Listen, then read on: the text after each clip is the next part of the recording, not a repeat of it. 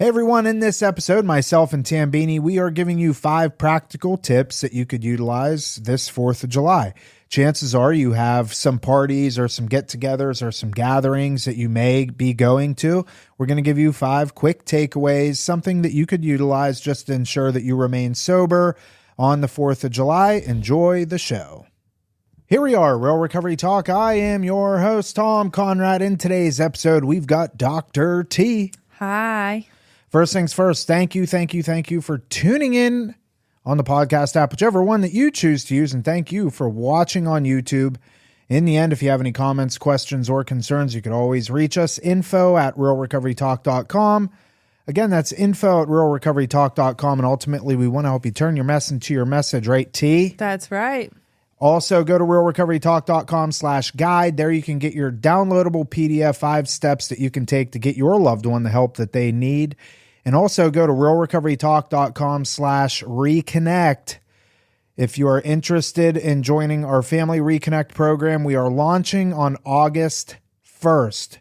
August 1st is when we're taking our first group of people through our Family Reconnect program. This is something that we've been putting together over the last 6 months, and we're finally able to launch this. I'm pretty excited about that, aren't you? I'm really excited about it. Yeah, so please go there, realrecoverytalk.com/reconnect, and there you just put your email address in, and you'll get some information on it. And if you have any questions about it or specific questions that you want answered, obviously you can email us and, we'll answer anything. So yeah, anything else on the program? No. All right. So in today's episode, obviously 4th of July is coming up, and, this is something that we need to talk about. I mean, it sounds silly, but it's really not silly.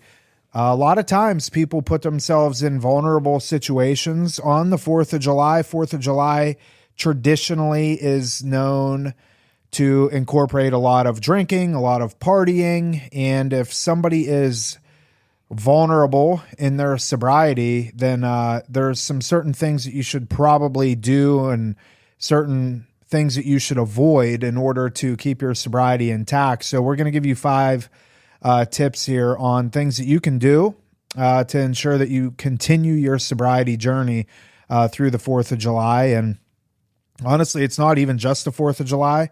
I know I've spent many 4th of Julys drinking, and it's the 4th of July and then the 5th of July. I mean, for me, I didn't really need any holidays to have an excuse to drink, but definitely went hard on the 4th of July and even the 5th, 6th, sometimes the 7th, The whole week. Just made a week out of it. Screw it. It doesn't even matter. So 5 tips, and, this is going to be quick. We're going to burn through these, and hopefully if it's yourself or somebody that you can follow these. And I do want to incorporate too, if you're a loved one and you have somebody that is newly sober, that is going to be, you're going to be with them, or maybe they're coming to your house for some sort of 4th of July gathering. Couple things that you can do as well, just to ensure that you don't put them in a dangerous situation. So first one is plan ahead. Planning ahead. What's the phrase, T? If you fail to plan, you plan to fail. Mm-hmm. That's right. I see a lot of people that they don't plan, and they're just like, oh, everything's going to be fine. And there's no thought into it, and good or bad, they just kind of go. Yeah. And that's not like, I'm in that position. Like, I don't need to plan around gatherings or get-togethers, but I'm almost 14 years sober. Like, it's different for me as it is different for most people in long-term sobriety. But, if you're in short-term sobriety, and whatever that even is for you, it's good to have a plan and, understand, like, nobody knows your drinking habits and your drinking patterns better than you. Mm-hmm. And the types of environments, the types of people that you drank with, and what your triggers are. Yeah. Things that make you crave or that may stimulate your routine or habit before when you were drinking pretty heavily. You know, you have to keep all of those things always present in your mind, especially going into these types of activities. Especially if you're newly sober in like your hometown and you're used to, you know, every year I knew where I was going for the 4th of July. There was a specific house that we went to every year. We blew off fireworks. There were kegs of beer, yada, yada, yada. If I got sober in my hometown and I wanted to go to that same party, boy, it would be rough. You know, so if that is you, if you did get sober in your hometown and you do want to attend, you know, the 4th of July gathering, wherever that is, maybe it's at a family member's house or a friend's house or whatever, definitely like kind of plan accordingly, figure out like when is the most safe time. And listen, you don't have to go to the whole entire thing. Right. I was going to say that. You can just go for fireworks or just, you know, Yeah. plan to go for 30 minutes to an hour and just to say hello to everyone, show your presence, maybe grab a bite to eat, and then you Yeah. can go on your merry way. I tell people a lot of times, like when the sun starts going down, then you leave. Because after the sun goes down, at least, you know, in most cases, nothing good happens after dark, you know. Right. So plan ahead, know when, you know, when the hardcore drinking. And listen, there's some parties out there that it's just an all-day drink fest. And, you know, you are at 100% complete. You have all the authority in the world to just not go. Do not feel obligated to go. Don't feel pressured into going. If any part of you feels like it's not a good thing for you to do, then just altogether don't go. Right. Number 2, and this one I think is a little bit interesting. You can bring your own drinks. I know a lot of parties, you know, they obviously have bottles of water, soda, stuff like that. But I know a lot of people that are sober that drink non-alcoholic like mocktails. That's something that you can definitely do. I'm not typically a fan of non-alcoholic beer. And let me explain why. Non-alcoholic beer very closely resembles beer, right? And it's a very distinct taste. It even smells the same. Okay. I've never had it. No, well, I haven't had it, but I did a YouTube video years ago on non-alcoholic beer, and I'm very anti non-alcoholic beer. And I had bought a 6-pack of O'Doul's, and I went out into the back parking lot and I took the can and I smashed it on the ground and got like B-roll of me smashing the can on the ground and stuff. Well, it exploded and splashed all over me. Oh. And let me tell you, it smells just like beer, you know? And, you know, there's something to be said about that, especially like, because like a mocktail, you know, I don't know. When I hear mocktail, I'm thinking like cranberry and tonic. You know what I mean? Or something. Yeah, fruit juice, pineapple juice, you know, fruit punch. I don't know, that's what I think. But there are drinks that are made like non-alcoholic margaritas, non-alcoholic rum runners. So, you know, it could be seen as similar along those lines in terms of non-alcoholic beer, but yeah, it's interesting. I mean, if I was a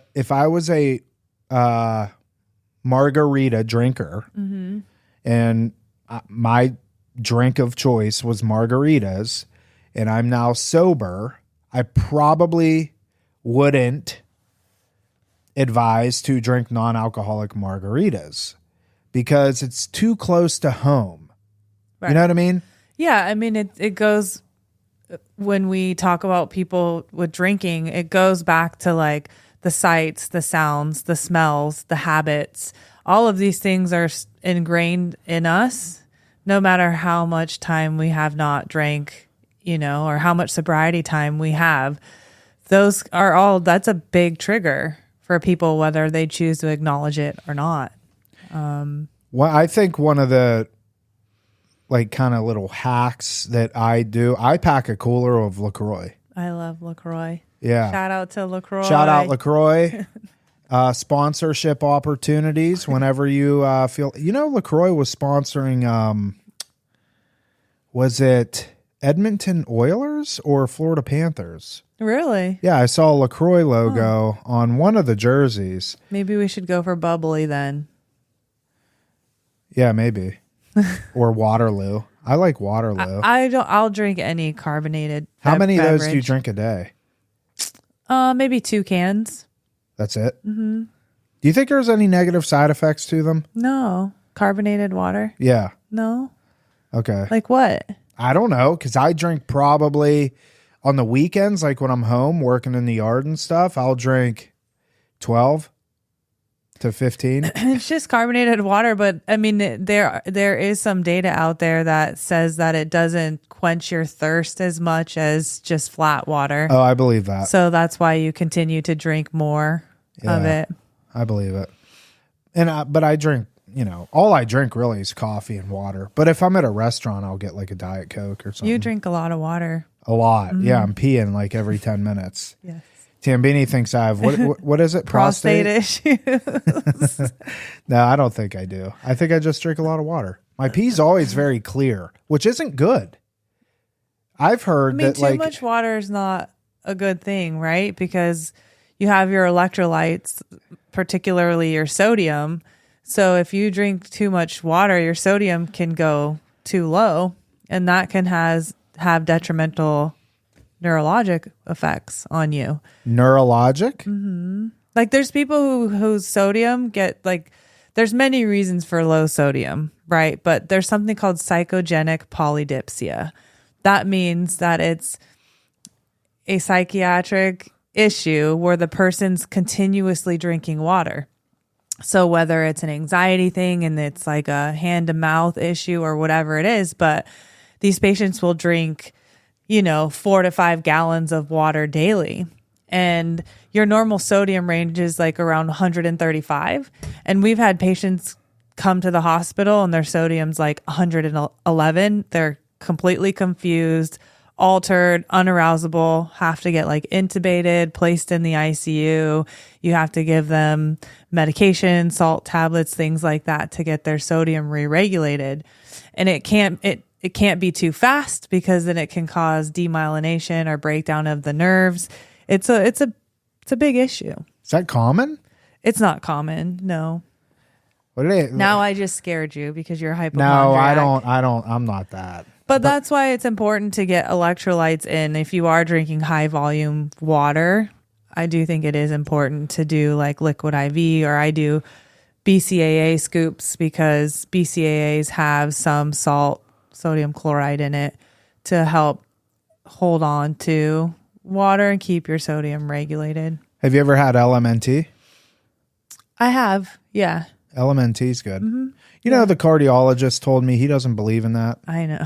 He said nobody should be taking that. He's a cardiologist. But he's old and he's not with, I'm an athlete. I'm involved. I take these things. I practice them in my own daily life. So I'm a firm believer in it.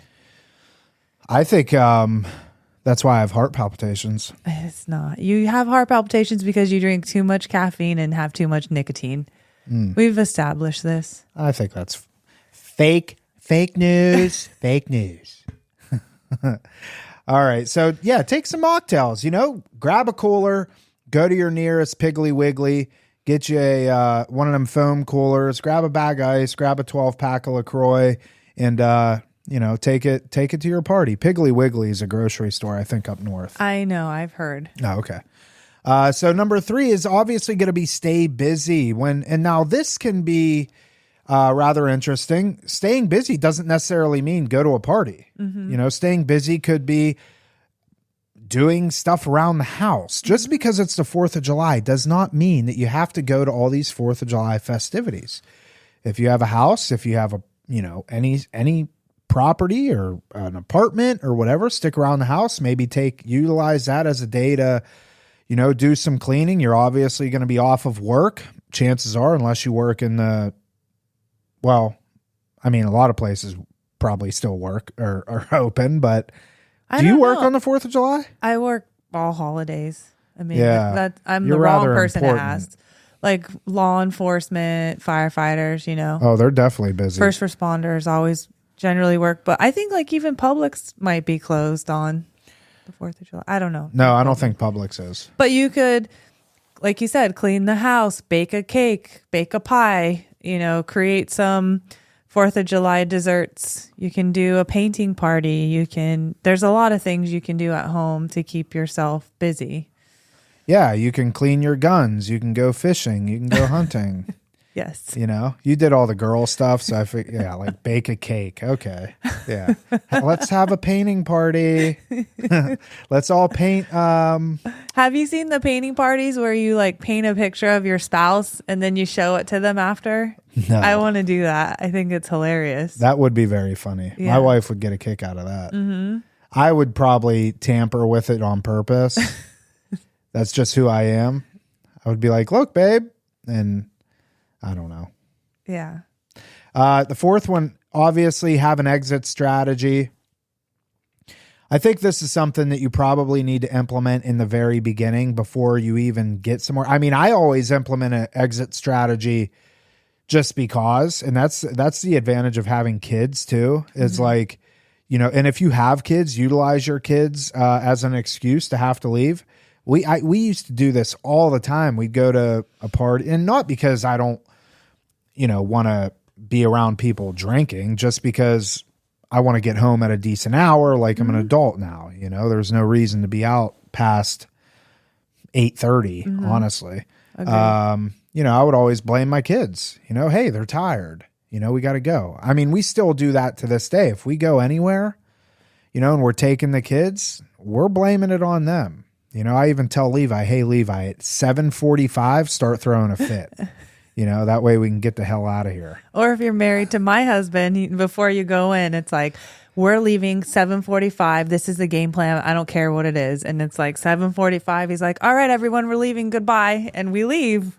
That's Does it. he follow We're the out. rules?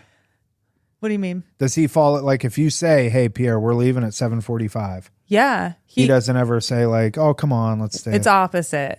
He wants, before we go in, he says, this is what's happening. This is what we're doing. And I'm like, yes. And then it's time to go. And I'm like, but I want to stay. And he's like, no, we talked about this. We're leaving. He says, get in the car. So I'm like, okay. He's French, so he says it with an accent. Yeah. Oh, that's funny. What are you guys doing for the 4th? Oh, you're working. I'll be in Morocco. Oh, that's right. Yeah, so you're going to Morocco to go golfing. Pierre's golfing. And you're going to what? Like Spectate and be moral support. Where is Morocco? On the top of Africa. Oh, so is that really like a long close. plane ride? We fly to Paris first, and then it's a 2-hour flight from Paris to Morocco.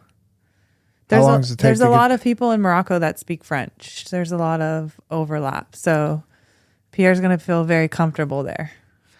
How long does it take to get to Paris? I want to say like 10 hours. Oh, really? It's not that. We go Miami to Paris direct. It's not as bad as I thought it was going to be. Miami to Paris, Paris to Morocco. Mm-hmm. See, I'm picturing like a globe, and like the tip of Florida's here and Africa's down here. So why wouldn't you just fly straight to Africa?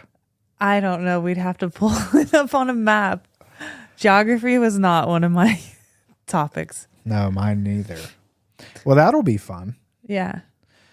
So exit strategy, make sure you have that put in place before you go to the party. Or, if you're going to a family member's house that you really don't want to be there, which is common, just here's the thing, like you're an adult, you can make decisions and don't feel obligated to do anything. Don't feel obligated to stay somewhere if you don't want to. And obviously if your sobriety's at risk, you definitely don't have to do any of this stuff. But if you do, obviously have an exit strategy. And the last one is obviously, have some supports, try and find some meetings. Maybe if you have a sponsor, get with your sponsor. Maybe they want to hang out for the day. I think this is big for people that are in early recovery. There's a lot of times people that are newly sober, they want to get together as a group. That's what I'm saying. Yeah. Go other sober people who, if you want to keep it small, you can have like a small little gathering with you guys. So it doesn't have to be weird or awkward or whatever feelings might arise from that. Yeah. Yeah. Just, the power in numbers. If you have some sober friends and you guys want to go to maybe go to a restaurant that night and go grab a burger or something, just get with some of your sober buddies and do that. Now, I do want to give the loved ones some kind of couple of things that they can do. And the first one, I think, is don't make it awkward. I was going to say that. Go ahead. You could elaborate on it. Okay. Well, I was just going to say, don't make it awkward for the person and then also for the people who might be at the party. You don't have to say, Johnny, I know you're not allowed to have alcohol. Please don't make a fool of me. And to the other end of that, you don't have to tell your family and announce to them that Johnny's coming to the party and he's sober. So everyone, please act right. Like, it doesn't have to be like that. It could just be, you can address and have an open conversation with your loved one if they are coming and they are sober. And you should do your life as your life. Right. And you should have the party as if you were having the party regardless. Do not make any special exceptions or anything like that. Obviously, if the sober person that is sober themselves requests something, I would say honor it, as respect to them. But other than that, I just keep doing things as you do them and don't make it awkward for them, but also don't make it awkward for everyone else coming into it, the situation. Yeah, this is something that even to this day, I will, if I'm spending time with somebody that I haven't seen in a long time, they're like, hey, do you mind if I get a beer? And I'm like, can you please not? And they'll be like, okay, yeah, I'm so glad. And I'm like, I'm just kidding. Yes, get a beer. As a matter of fact, drink 12. I don't care. Just the fact, like, I appreciate and I respect you asking, but for God's sakes, like, I'm not an alien. Right. Right. I just choose not to drink today. And, this really depends on the relationship that you have with this person. If it's somebody that you get along, that maybe it's your son or your daughter or whatever, niece or nephew, or who knows, whoever it is. If you have the type of relationship to where you can go to them and say, hey, is there anything I can do for you? Like, do you want me to grab LaCroix for you? Do you want me to grab cranberry and tonic? Anything, like, I don't know. Is there a specific dessert that but I wouldn't recommend going to them and saying, hey, there's going to be alcohol here, right? Are you going to be okay? Like, right. Just don't make it super awkward, because we don't like that, and it just draws attention to something that, they could be shameful about to begin with, Yeah, most people in early recovery, in early sobriety are somewhat ashamed that they had to go through maybe the treatment process. They're going to these stupid meetings, It takes time to get to a place where you're actually grateful to be an addict or an alcoholic. And when we get to that point, like, I'm grateful that I went through everything that I did. But in the beginning, it's kind of like, don't draw attention to something that I have guilt and shame over. Right. You know what I mean? Right. So, but regardless, 4th of July is going to come and go.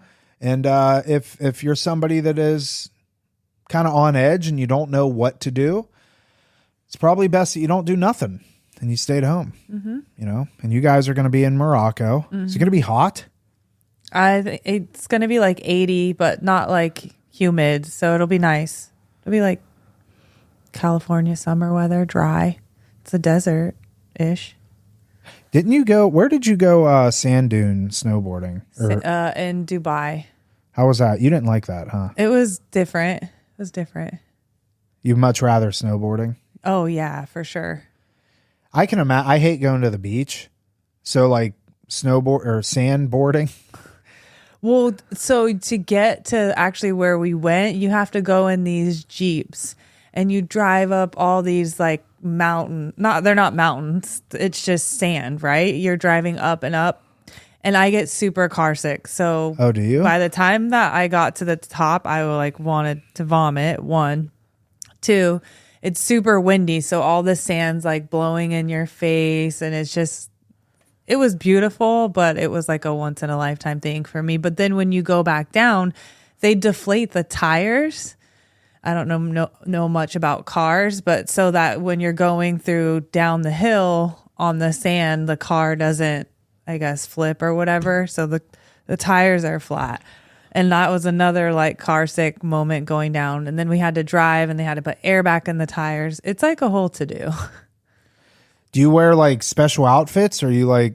I just wore like leggings and a tank top. Because I can imagine like, you're snowboarding, like snow melts and it goes away. Yeah. But you're sandboarding. It's just sand.